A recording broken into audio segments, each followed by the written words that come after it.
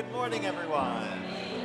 I would invite you to rise in body or spirit and turn in the gray hymnal to number 301, Touch the Earth, Reach the Sky, number 301. Touch the earth, reach the sky, walk on shores where spirits fly, over the ocean, over the land, our faith, our quest to understand. Touch the earth, reach the sky, children ask the reasons why.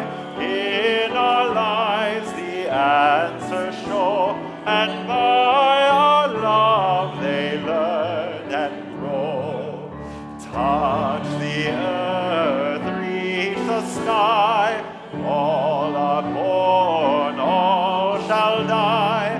Life's the time left in between, follow a star to build a dream.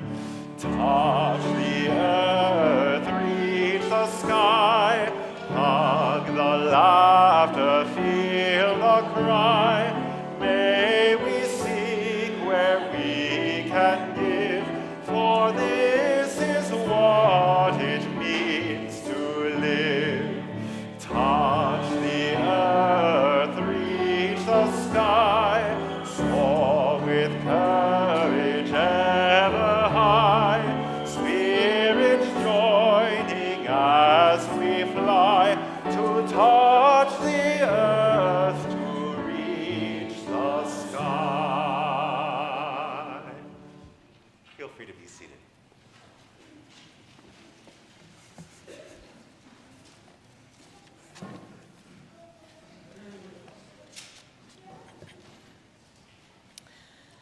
Good morning. Welcome to the First Unitarian Universalist Congregation of Ann Arbor. We are a spiritual community of progressive dreamers, working for peace, love, and justice for over 150 years. Whether you're joining us in person, tuning in on the live stream, or watching on demand at a later time, we are so happy you've offered us the gift of your presence. For the first-timers among us, we warmly invite you to attend our newcomer welcome right after the service in the Redmond Room, which is the second door on your left as you head back towards the main entrance. There you will find volunteers ready and eager to answer questions and help you navigate your way through our energetic and enthusiastic community. You can also fill out a newcomer survey, which is available on our website at uuaa.org/newcomersurvey. Young or old, an old pro or a brand newbie, all of you are welcome and all of you are loved. Just 2 years ago, President Joe Biden issued a proclamation declaring the second Monday of October Indigenous Peoples Day. From the text of that proclamation: on Indigenous Peoples Day, our nation celebrates the invaluable contributions and resilience of Indigenous peoples, recognizes their inherent sovereignty, and commits to honoring the federal government's trust and treaty obligations to tribal nations. Over the course of U.S. history, we know that we have not lived up to the promises named therein. This morning, as we explore how history, culture, and tradition inform our approach to building community, an urgent reminder from the Reverend Laura Bogle. We gather here to remember this is our home, but not just ours. This land we live on, this water we drink, this air we breathe, these old mountains that hold us steady to our ground. These forests that give us their healing green, these flowers that give us their beauty and fragrance, these fields that give us our daily bread, these stars that show us our place, the wilderness and the tame backyards, all of it our home. We remember the ancestors who have lived on this land and who have shaped it, the settlers, the mountaineers, the farmers, the hunters, the immigrants, the artists, the families, the explorers, the business people, the engineers, the builders, the scientists, the teachers, the workers, and the leaders. We inherit their choices. We honor the animals and creatures that have made their home in this land, the ones here now and the ones that used to be here. We envision the future generations who will live on this land and let their voices fill our hearts. We gather here to remember this is our home, but not just ours. We are gathered in community. We are gathered for worship.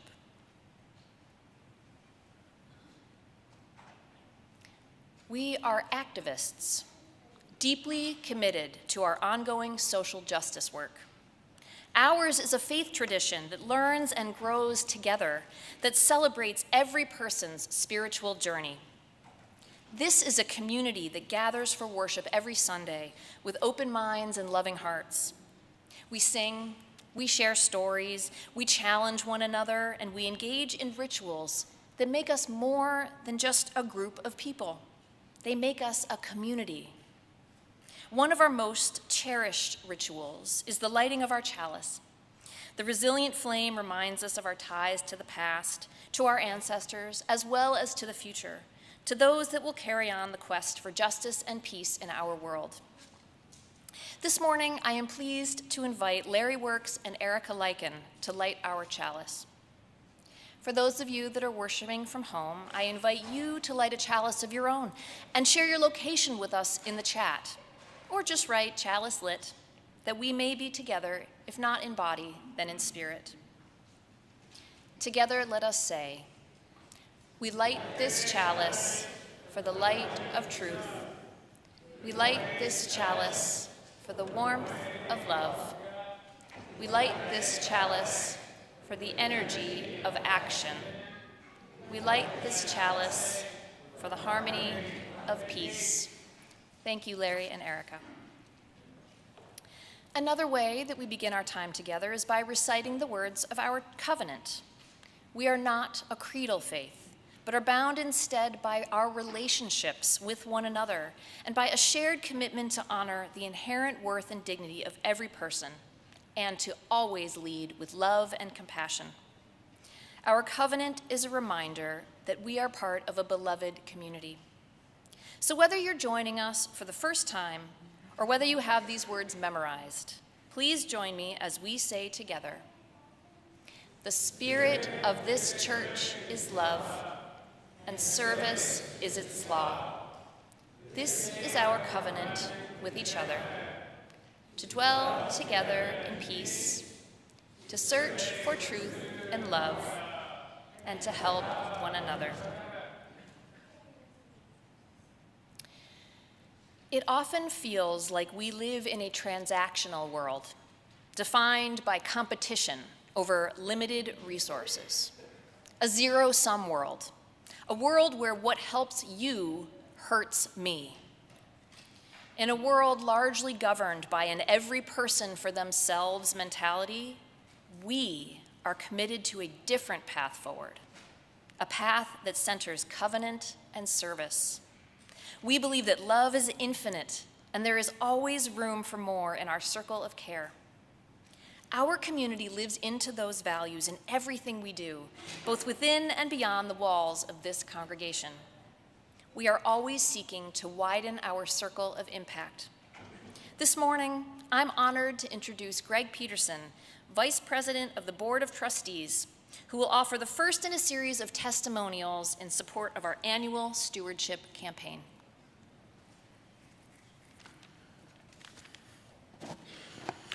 Good morning. I really like being part of a church community. Maybe that's not a surprise, but it's been true for as long as I can remember. I grew up, like many of you, in a mainstream Christian church. It was St. Paul Lutheran in the Chicago burbs for me. It was, and even to this day, a warm and nurturing place where I was baptized and confirmed, where I lit the altar candles, where as a family we shared in countless potluck meals, where I played trumpet on Easter mornings and basketball on Wednesday nights. It was a second home.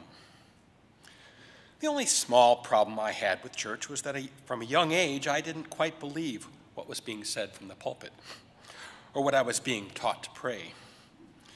And then on a break from college, I spoke to the congregation at a special student-led Sunday service. I said I was questioning everything I learned in confirmation class, that I found it hard to reconcile academic inquiry with a call to believe in a set of stories that, at least for me, defied belief. Now here you might guess things go bad in my relationship with the church. But my questioning nature, my lack of faith, was accepted and affirmed by all who greeted me after that service. It's what good families do. Still, there was something missing. It never dawned on me how little we talked about all that was going on in the world of my childhood, how little we imagined our role in it or how we might help. All that I was worrying about when I wasn't in church, the war on poverty and the war in Vietnam, the unrest in the cities, the struggle for voting rights, the assassinations of Kennedy and King, I don't remember hearing any of that. What a relief and joy to discover Unitarian Universalism, a faith where I no longer need to suspend my disbelief, a place where I can reap the benefits of a traditional church community and still engage deeply in the larger world. I hadn't been attending church in many years, but then Liz and I got married. We eventually had our daughter, Emily, and it was a very stressful time in my professional career. A new church community is exactly what we needed 22 years ago. We often discover or rediscover faith communities to fill a personal hole, to find joy, to make new friends, to be embraced and loved when we experience loss or pain. I was reminded of this great gift when my dear brother Brian died in May.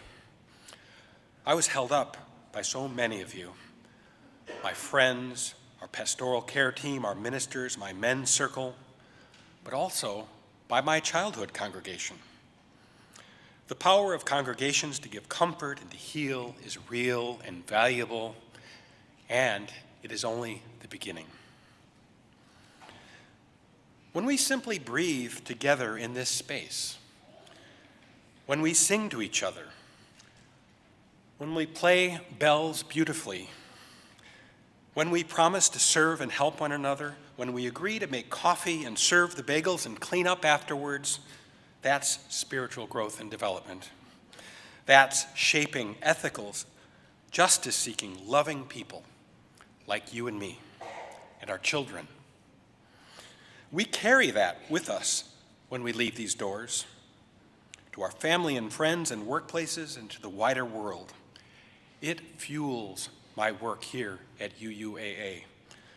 I believe it fuels all we do together, especially our work toward creating a sustainable world free of racism and oppression where all are welcome, but also to support our work for Alpha House and Ozone House and Growing Hope and Habitat for Humanity and so much more.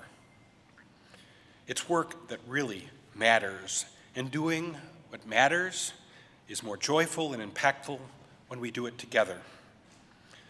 But our being together here, it can't be taken for granted.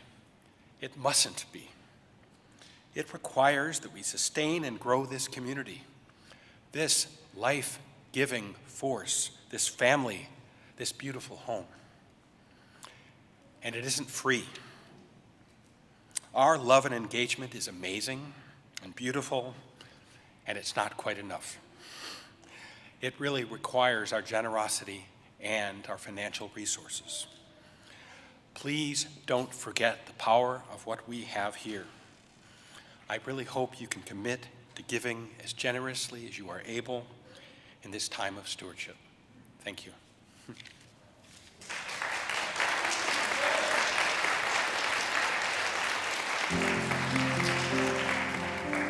As we commit to widening our circle, I invite you to remain seated and to turn in the gray hymnal to number 155. Circle Round for Freedom, number 155.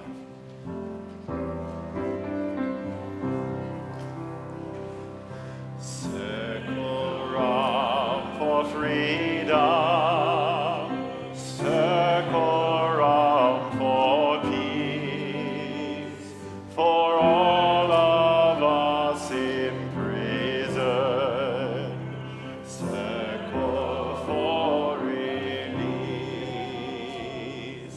circle for the planet, circle for each soul, for the children of our children. Keep the circle whole.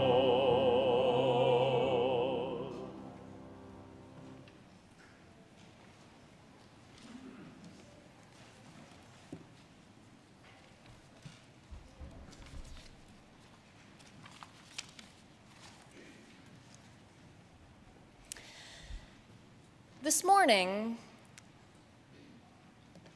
sorry to leave you on the edge of your seats. This morning, we are going to talk about culture. Now, rather than asking all of you to give me a definition, because this is a sanctuary and not a social studies classroom, I will do it for you. Culture is, to put it very simply, a set of shared beliefs, values, and practices of a group of people. It's a way of life of a particular society, and it can be small or it can be big, so you can have a culture in a family, and you can have a culture in a nation, or even in a continent. So, what makes up a culture? What are those things that make a culture unique? So go ahead and share some words or phrases, and I'll repeat them back. So what is in culture? Food. Language, mutual support. Music, what? Celebrations, that's right, rituals. Values, what else? What was that one?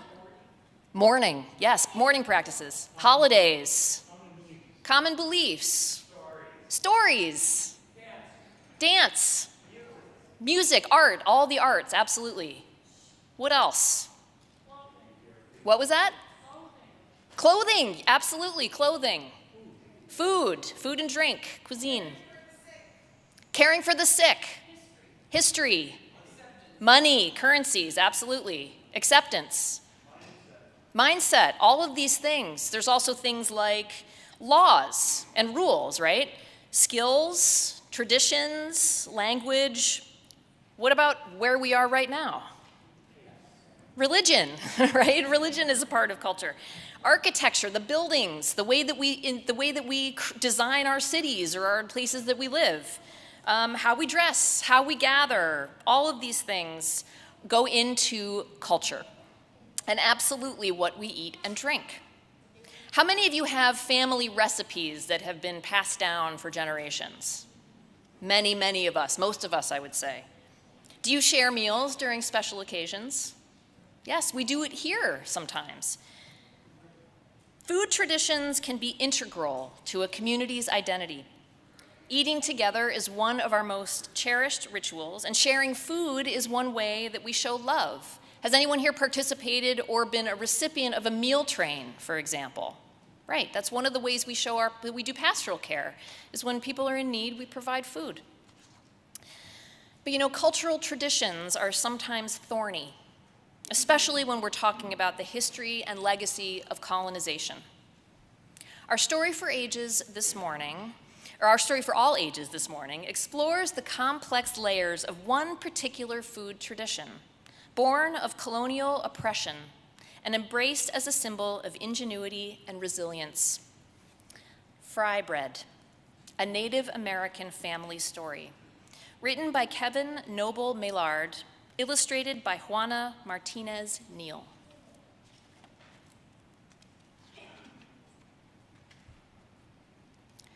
Fry bread is food. Flour, salt, water, cornmeal, baking powder, perhaps milk, maybe sugar, all mixed together in one big bowl. Fry bread is shape. Hands mold the dough, flat like a pancake, round like a ball, or puffy like Nana's softest pillow. Fry bread is sound. The skillet clangs on the stove. The fire blazes from below. Drop the dough in the skillet. The bubbles sizzle and pop. Fry bread is color, golden brown, tan, or yellow, deep like coffee, sienna, or earth, light like snow and cream, warm like rays of sun. Fry bread is flavor. See beans or soup, smell tacos, cheese, and vegetables, delight in honey and jam, rise to discover what brings us together. Fry bread is time. On weekdays and holidays, supper or dinner, powwows and festivals, moments together with family and friends. Fry bread is art, sculpture, landscape, portrait, our daily craft, shared from teacher to student, a cycle of heritage and fortune. Fry bread is history, the long walk, the stolen land, strangers in our own world with unknown food. We made new recipes from what we had. Fry bread is place, Alaska, Kansas, all the way to Maine, down to Delaware, on to Georgia, over to Oklahoma, Colorado, and California, cities and lands we call home. Fry bread is nation, Abenaki, Apache, Arapaho, Ojibwe, Onondaga, Oglala Sioux, Narragansett, Navajo, Nipmuc, Seminole, Shoshone, Sac and Fox, hundreds and hundreds of tribes. Fry bread is everything. Round, flat, large, small, north, south, east, west, brown, yellow, black, white, familiar and foreign, old and new. We come together. Fry bread is us. We are still here, elder and young, friend and neighbor. We strengthen each other to learn, change, and survive. Fry bread is you.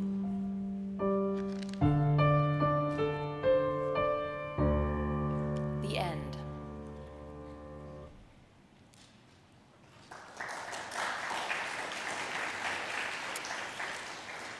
Fry bread is history. But it's not ancient history or even distant history, born out of centuries-old farming traditions predating the European invasion and displacement of native peoples. Rather, fry bread originated in the 1860s when the Navajo or Diné of Arizona were forcibly evicted from their land and relocated over 300 miles away to the Bosque Redondo Reservation in what is now eastern New Mexico. This was the Diné Trail of Tears, and it came to be known as the Long Walk. And because the new land couldn't support the growing of traditional Navajo food staples like vegetables and beans, the US government issued cheap, rationed commodities like white flour, sugar, and lard. And thus, fry bread was born out of necessity. And over time, it evolved into a source of pride for many indigenous communities, a shared experience of adversity. The embrace of fry bread is not without its native critics, who argue that an outgrowth of land theft, oppression, and genocide, especially one that is linked to modern health problems plaguing indigenous populations, should be thrown into the dustbin of history. The author of our story, Kevin Maillard, disagrees. He writes, "Native peoples' histories, languages, and geographies are really different, but here's one thing we do have in common. If we think of food as an extension of ourselves and our families, fry bread is something that brings people together. It's culture, and culture is tangled and tricky, full of contradictions, awash in narratives of disruption and dislocation, as well as survival and celebration. As Cherokee food scholar at NYU, Elise McMullen-Ciotti so eloquently writes, we need to honor the truth and the pain of what was there, but also the heart of who created the fry bread. This is beauty and pain next to each other. I invite all of us to hold this contradiction, this duality of beauty and pain, as we reflect on the legacy of colonialism. I invite all of us to learn this history and to reflect on what it would mean to meaningfully repair the harm inflicted on Indigenous communities. Perhaps then we can truly begin to heal. And now is the time in our service when we sing our children to their programs. Kids, please stay together, follow the classroom signs, and don't run ahead. As our young people head out of the sanctuary with their adult leaders, I invite you to sing with love and tenderness. Where you go, I will go, beloved. Where you go, I will go. Where you go, I will go, beloved. Where you go, I will go. For your people are my people. Your people are mine. Your people are my people. Your divine, my divine. Where you go, I will go, beloved. Where you go, I will go. Where you go, I will go, beloved. Where you go, I will go. For your people are my people. Your people are mine. Your people are my people. Your divine, my divine. For your people are my people. Your people are mine. Your people are my people. Your divine, my divine.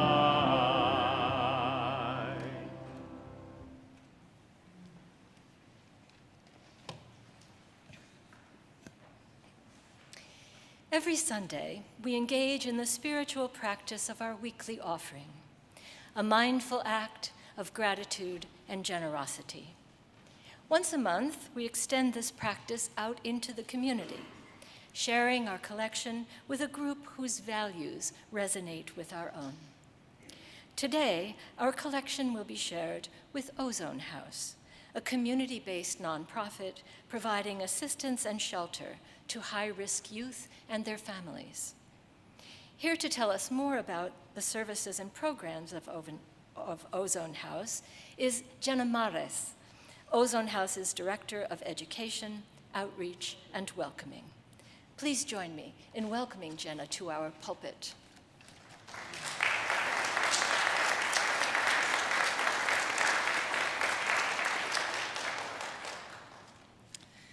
Hello, and thank you again for supporting Ozone House during the month of October. In Washtenaw County, there are more than 1,400 youth experiencing homelessness. Every day, young people leave home without parental permission or are forced to leave home because of abuse, neglect, or abandonment. Youth who run away and experience homelessness and/or housing instability frequently suffer from severe health, emotional, and behavioral problems, including substance use disorders. They have increased difficulties staying in school or maintaining employment. Many of the youth who come to Ozone House seek help for serious and often traumatic reasons. Some flee from home to escape abuse. Others leave home where a parent's substance use or mental illness has caused constant chaos and instability. Many have been kicked out without alternative housing secured for them. And each year, dozens of youth exit our child welfare or juvenile justice system, many without housing and most without safe adults to care for them. Ozone House provides free, confidential, and voluntary assistance for teens in crisis and their families. Specifically, we provide counseling, shelter, and support to young people experiencing homelessness and serious conflict. We were founded in 1969, and our mission is to help youth lead safe, healthy, and productive lives through intensive prevention and intervention services. And through these support services, we help thousands of young people ages 10 to 24 develop essential life skills, improve relationships, and enhance their self-image so that they realize their full potential for growth and happiness.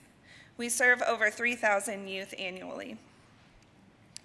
Ozone House offers a wide range of programs that serve young people who need help. We have a 24/7 crisis line service for young people and their families and even community members to access. We have a youth shelter and housing program for youth ages 10 to 24 who need a safe place to stay, a break from conflict at home, or support to transition into self-sufficiency. We also have a family support program where we offer therapy and mental health services for youth ages 10 to 24 and their families. Through our education and outreach, we connect youth and families with Ozone House and community resources. Outreach is conducted on the streets, in schools, at community organizations, and in locations where youth hang out. For young people not interested in our shelter programs, we offer one-on-one case management and parenting support, education, and community referrals. We also have a group called Pride Zone for LGBTQ young people to come and socialize with each other and to have fun and to form community. We offer a program called Work Zone, which is employment training and a paid internship opportunity with comprehensive support services to break down external barriers. And last but not least, we have a drop-in center where youth ages 13 to 21 hang out in the after-school hours to eat a hot meal, spend time with peers and adults who care about them, attend career panels, play video games, find help with school or work, have education around substance use, and get support for any other crisis things happening in their lives.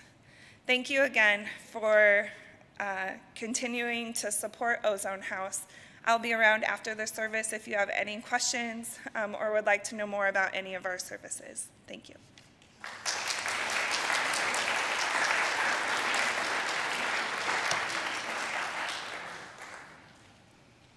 Thank you, Jenna, for all that Ozone House does to center the safety, health, and wholeness of our community's troubled youth. There are a number of ways to give today in support of this life-sustaining work. As the ushers pass the baskets here in the sanctuary, you may leave cash or check donations. For digital options, you may text UUAA to 73256 or visit UUAA.org/giving and select Share the Collection for the fund. Thank you for your generosity. With our gifts to Ozone House, we strengthen our circle of love and concern, remembering that every child deserves a safe place to grow and to thrive. I invite the ushers to please come forward as this morning's offering is gratefully given and received.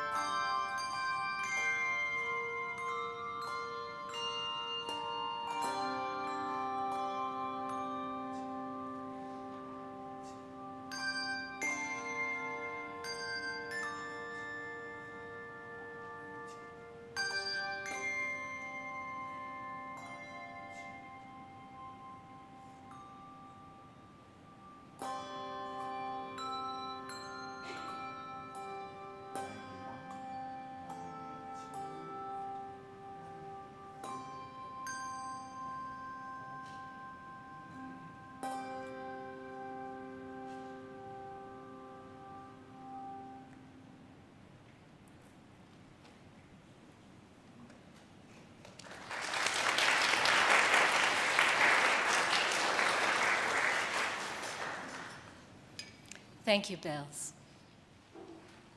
As our ushers come forward, I invite you to rise in body or in spirit as you are comfortably able.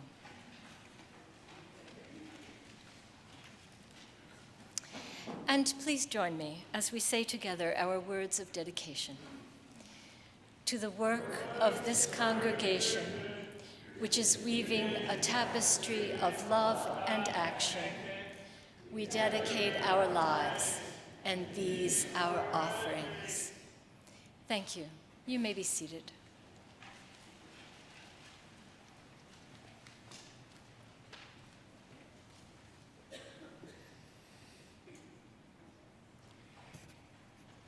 In a world that is so full of beauty and also suffering, it's sometimes hard to find peace in the middle of it. One path towards peace is reflected in the words of this reading by Lao Tzu. If there is to be peace in the world, there must be peace in the nations. If there is to be peace in the nations, there must be peace in the cities. If there is to be peace in the cities, there must be peace between neighbors. And if there is to be peace between neighbors, there must be peace in the home. If there is to be peace in the home, there must be peace in the heart.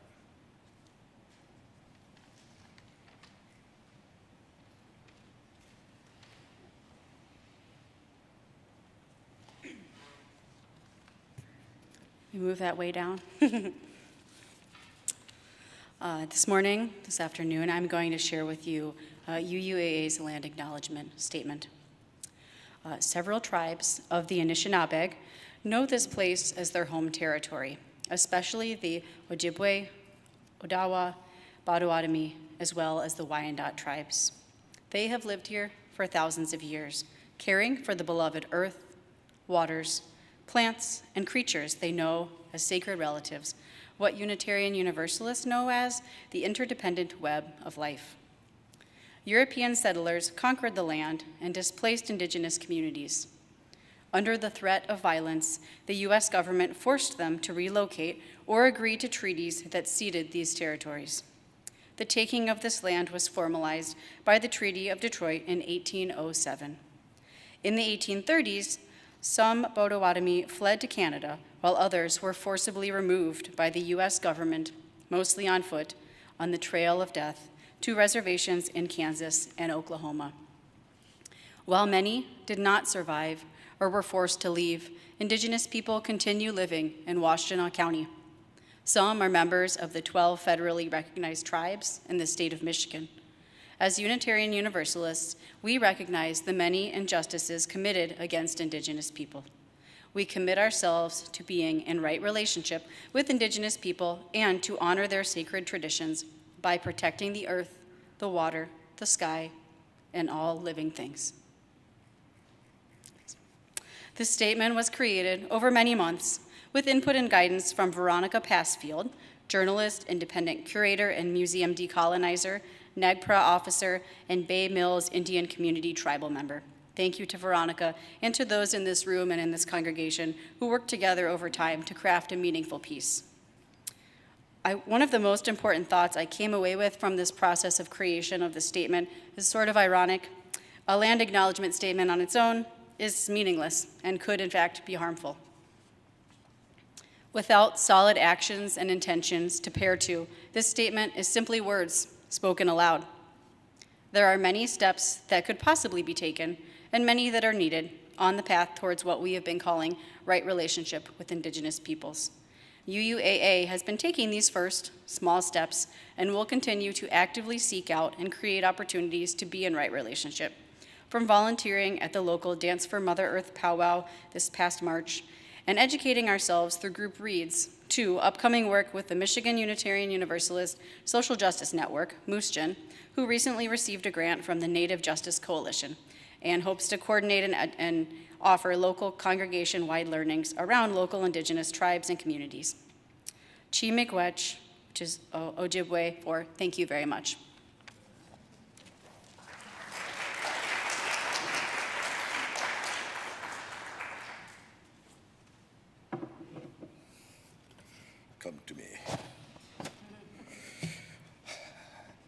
As we move toward right relationship, it is important to remember, as with any identity group or community, Indigenous peoples are not a monolith and cannot be neatly grouped for any specific reason. While there are oftentimes kinship and partnership between tribes, there are numerous nuances and storied relationships. Did you know that nationwide, only 22% of the Indigenous peoples live on reservations?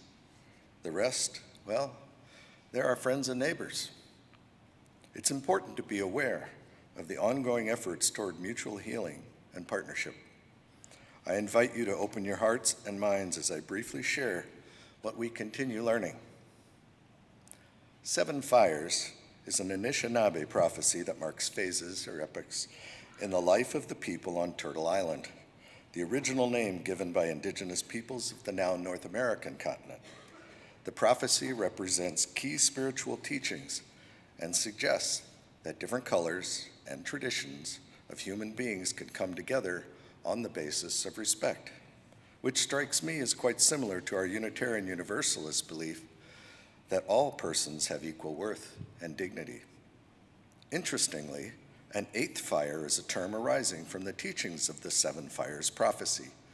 It suggests that if enough people of all colors and faiths turn from materialism and instead choose a path of respect, wisdom, and spirituality, environmental and social catastrophe can be avoided, which strikes me as a very Unitarian Universalist aspiration in these divisive times.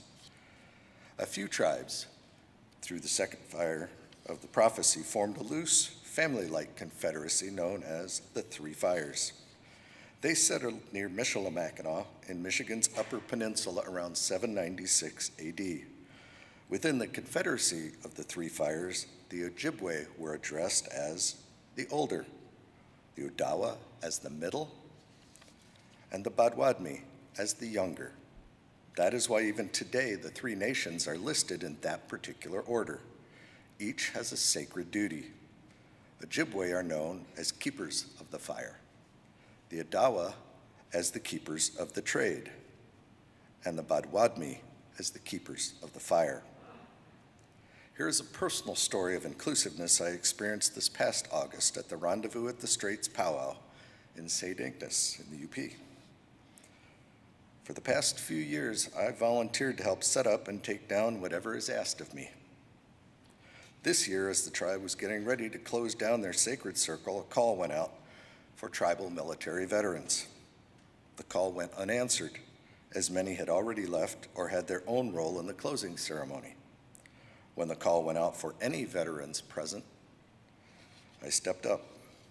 My offer was gratefully accepted, and that's how, during the closing ceremony, I was honored to carry the tribal flag of the Sault Ste. Marie tribe of Chippewa Indians, which that day represented tribal veterans.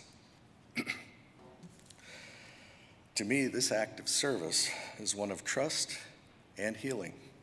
I am forever grateful. There is more to learn, to discuss, and to take action on that we couldn't possibly address today. May this new land acknowledgement move us closer to being in right relationship with Indigenous people. May we all remember the commitment we are making to honor their sacred traditions by protecting the earth, the water, the sky, and all living things. Chi-miigwech, Odawa for thank you very much.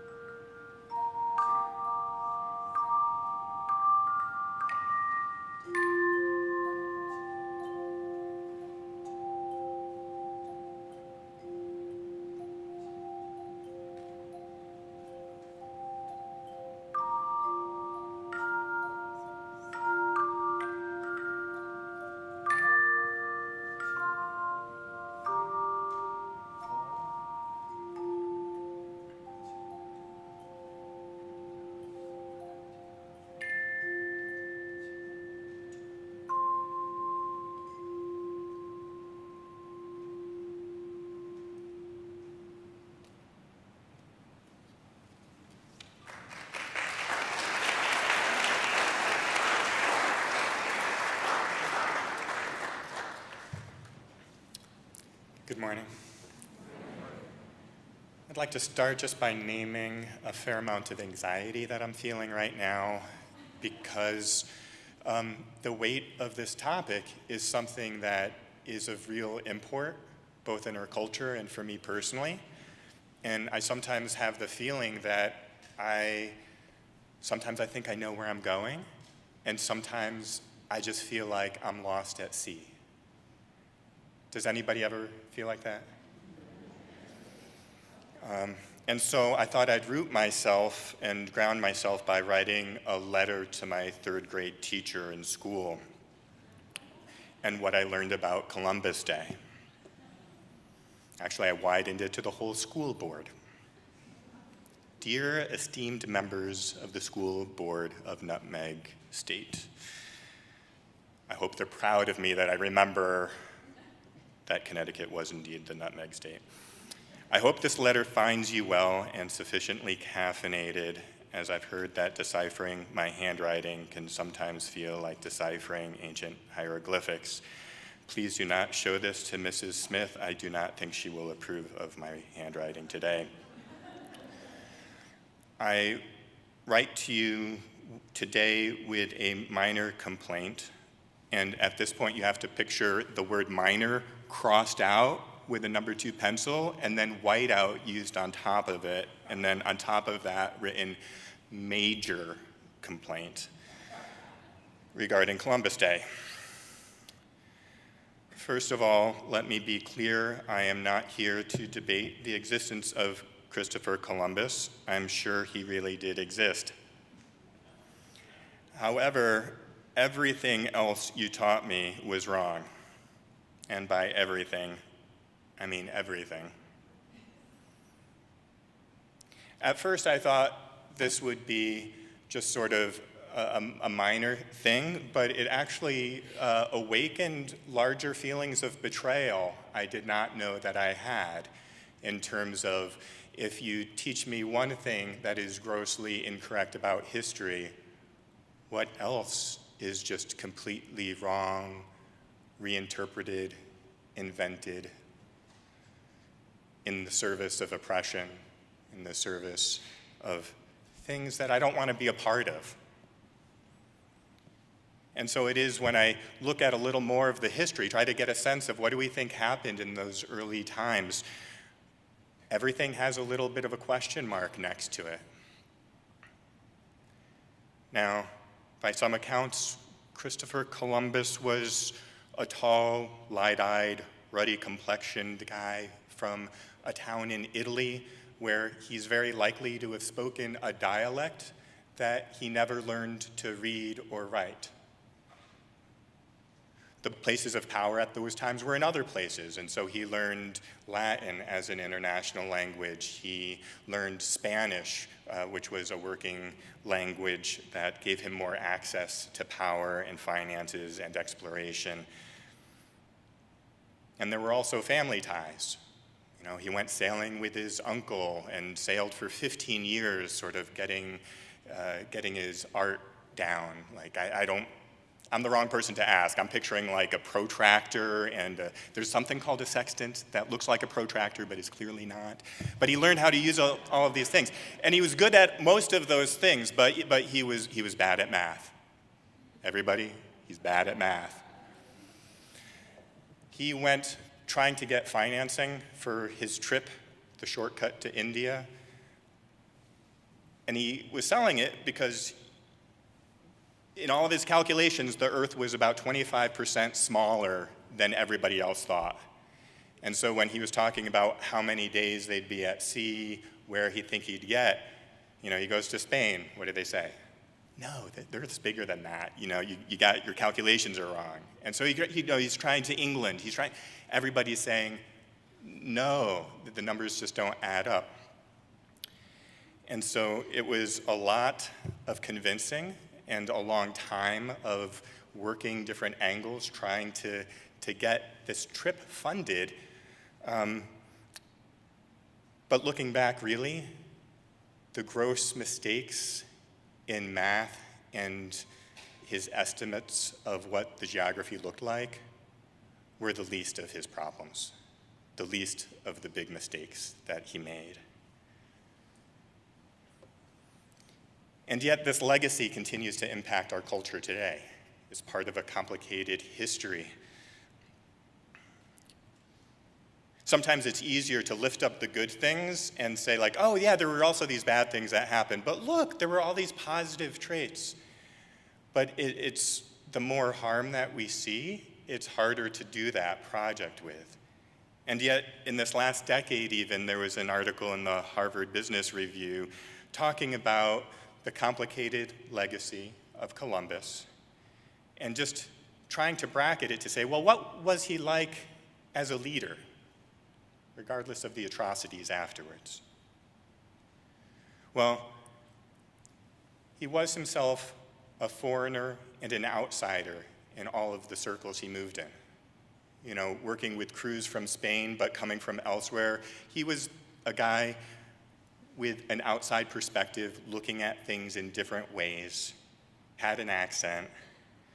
But he also brought with him a world-class experience and drive to master the seas, to explore new places. And so in terms of spending the extra hours in his craft, he was doing that with sailing.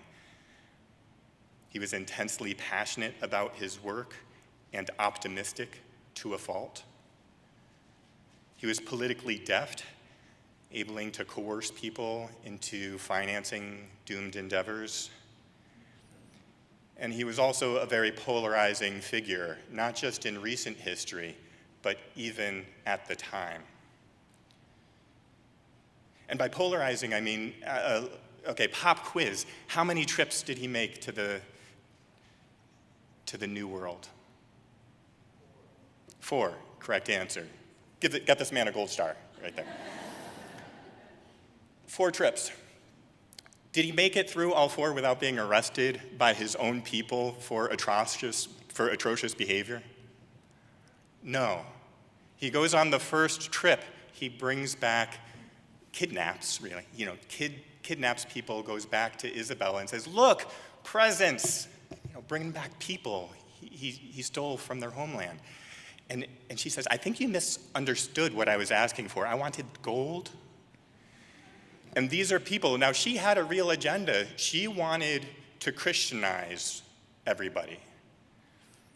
But she didn't want to enslave everybody. And so there was a lot of this tragedy of errors along the way.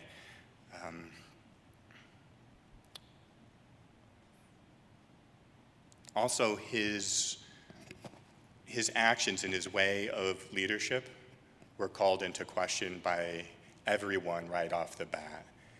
This is even before landing, and they're out to sea, and the first mutiny is attempted still en route.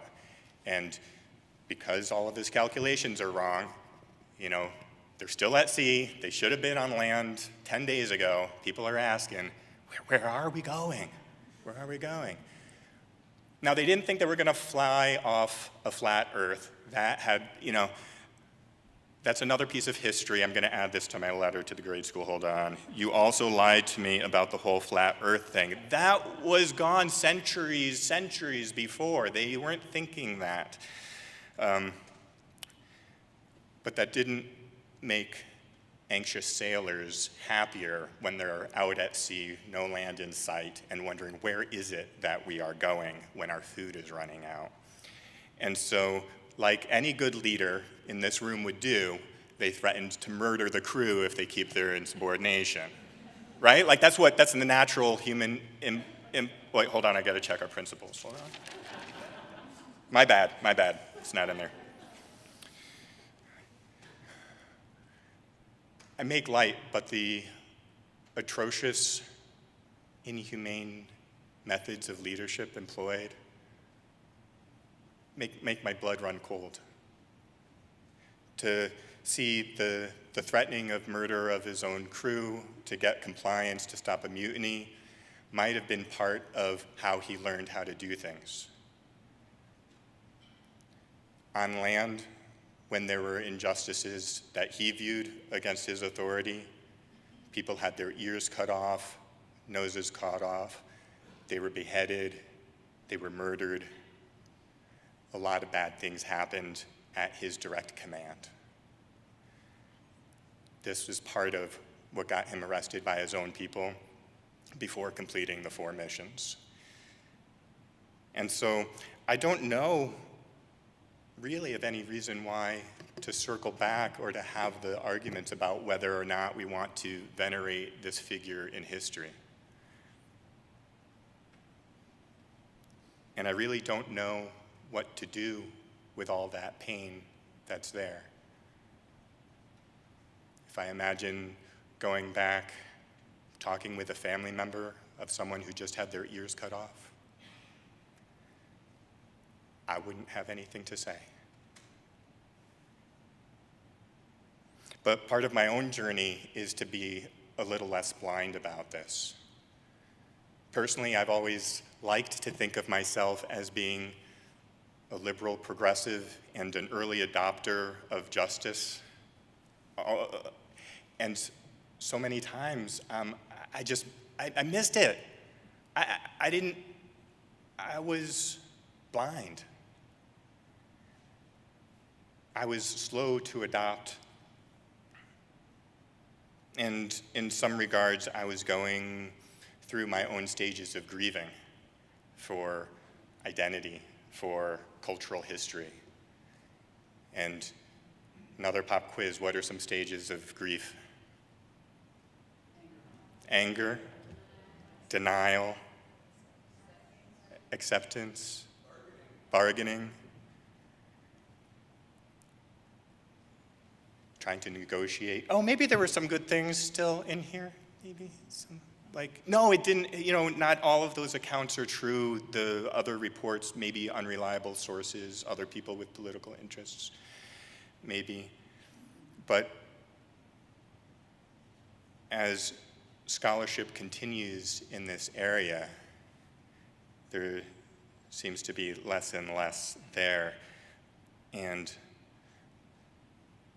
there's also a problem of this too with how linked religion and empire can be as well.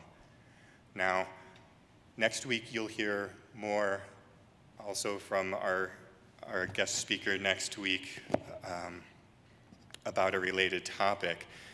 But for right now, I want to highlight the irony that someone who felt themselves to be deeply religious could be doing things so harmful.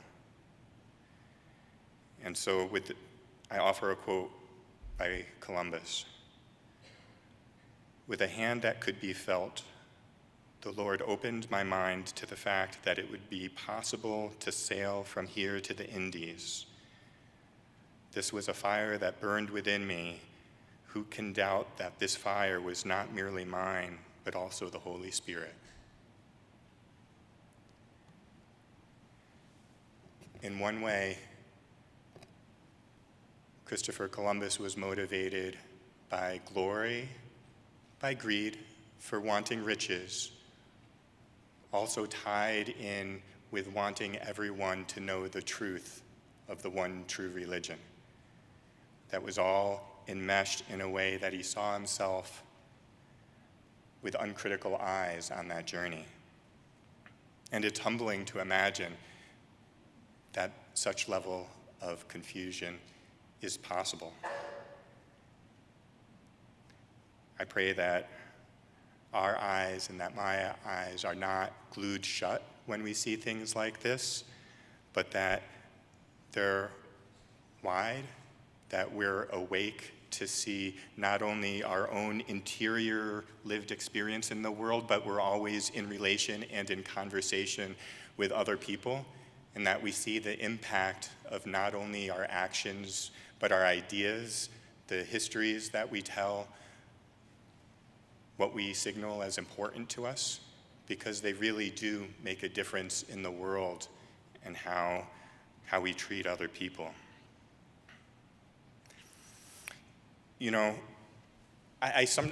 Sometimes I'll hear a sermon like this and say, okay, I'm with you, but what do you want me to do about it? Like, what is it that we can do? And today, it's a small step. One, talking about it. If it stops here, it's meaningless. But talking about it is also important for moving things forward.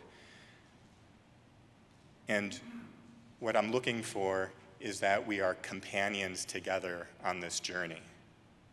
And companion is an interesting word. It means, like originally too, it's people you spend time with, you journey with, but it's people you break bread with.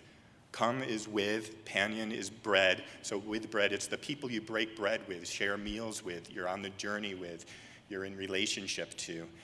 That in that kind of community, we can move and see ever more justice in this world.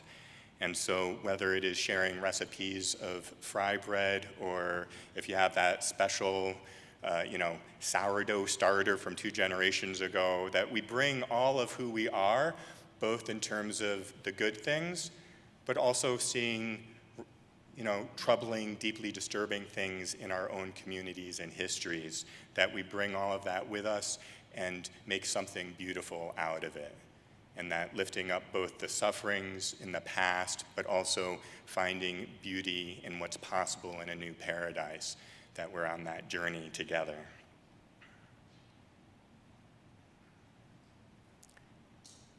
Thank you for being companions on the journey. Amen.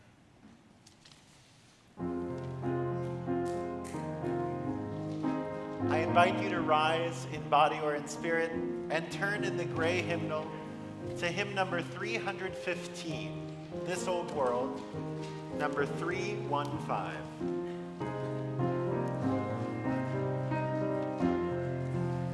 This old world is full of sorrow, full of sickness, weak and sore. If you love your neighbor truly, love will come to you the more. We're all children of one family. We're all brothers, sisters too. If you cherish one another, love and friendship come to you. This old world can be a garden full of fragrance, full of grace. If we love our neighbors truly, we must meet them face to face.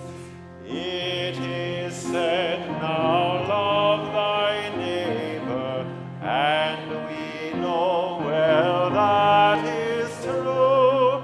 This the sum of human labor, true for me as well as you.